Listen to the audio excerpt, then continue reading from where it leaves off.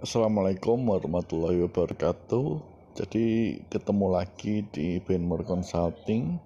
Kali ini kita akan membahas suatu pertanyaan ya, terutama mengenai jasa advokat yang digunakan oleh seseorang. Jadi pertanyaan ini masuk pada kolom YouTube kami seperti ini ya pertanyaannya.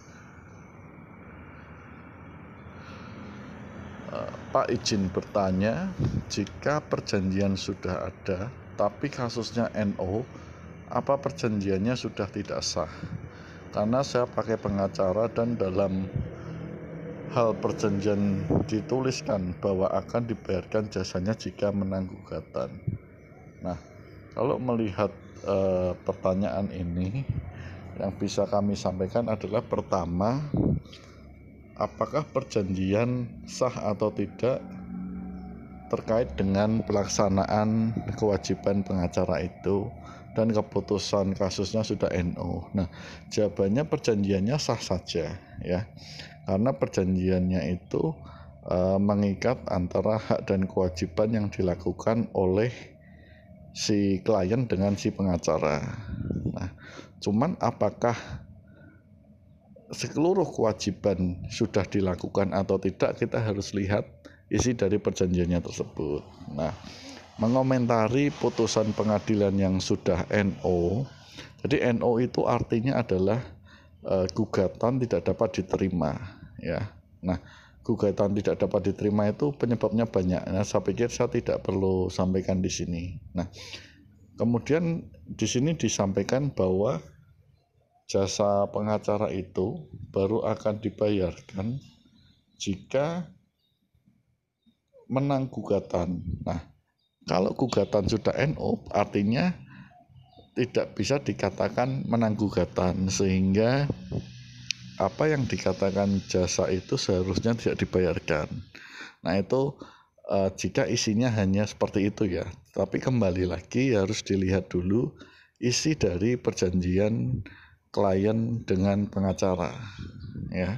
Nah, kalau perjanjiannya cuma bunyi jasa akan dibayarkan jika menang gugatan, kemudian pada faktualnya gugatannya itu adalah NO, maka tidak perlu dilakukan pembayaran karena NO itu bukan menang gugatan. Artinya NO itu justru malah kemunduran, artinya gugatannya tidak dapat diterima. Nah, tapi sekali lagi yang perlu kami sampaikan adalah Anda harus cek dulu isi perjanjiannya ya. Apakah isi perjanjiannya hanya berbunyi seperti itu atau ada yang lain. Kenapa? Karena biasanya ini secara umum ya, di dunia praktek kepengacaraan itu ada beberapa fee. Yang pertama adalah fee operasional, artinya fee untuk menjalankan atau melakukan gugatan atau mengumpulkan bukti atau bahkan membuat dokumen-dokumen untuk pengadilan. Nah, baru kemudian ada yang dinamakan juga success fee. Nah, success fee ini biasanya dibayarkan ketika klien atau ketika gugatan yang diajukan itu menang. Nah, besarnya bervariasi. Ada yang dari 15%, 20% dan seterusnya, tergantung dari kesepakatan antara si klien dengan si pengacara. Ya, seperti itu. Lalu apakah ada praktek-praktek atau pelaksanaan perjanjian itu di mana biaya operasionalnya itu nol atau gratis? Ada. Jadi tergantung ya, kembali karena ini sifatnya murni keperdataan, maka kesepakatan ada atau tidaknya biaya operasional itu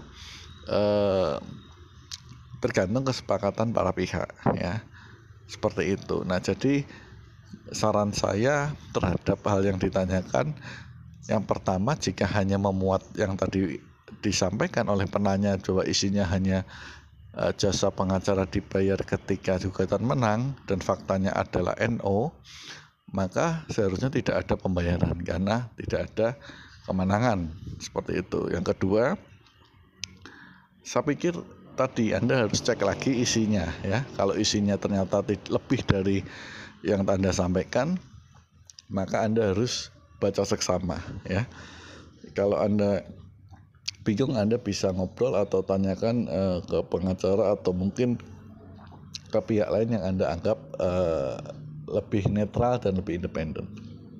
Saya pikir itu penjelasannya, mudah-mudahan bisa memberikan manfaat atau menambah informasi sehingga segera dapat ditemukan jalan keluar. Terima kasih. Assalamualaikum warahmatullahi wabarakatuh.